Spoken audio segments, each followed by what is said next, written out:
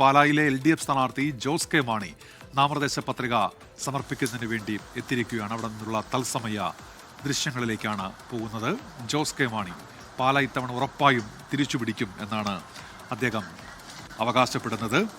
ഇപ്പോൾ നാമനിർദ്ദേശ പത്രിക സമർപ്പിക്കുന്നതിന് വേണ്ടി ജോസ് കെ മാണി എത്തിയിരിക്കുന്നു. അല്പസമയത്തിനകം അദ്ദേഹം പത്രിക നൽകും. അവിടെ നിന്നുള്ള തത്സമയ ദൃശ്യങ്ങളാണ് ഇപ്പോൾ പ്രേക്ഷകരിലേക്ക് എത്തുന്നത്.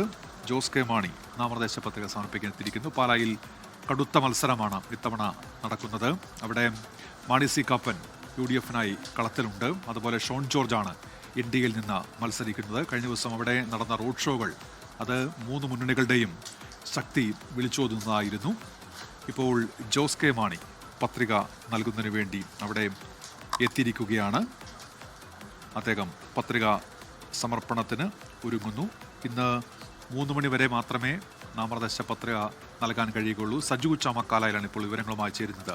പാലയിൽ നിന്ന് സജു, ജോസ് കെ മാണി പത്രിക നൽകാനുള്ള നടപടിക്രമങ്ങൾ പൂർത്തിയാക്കിക്കൊണ്ടിരിക്കുന്നു. എന്തൊക്കെയാണ് വിവരങ്ങൾ സജു?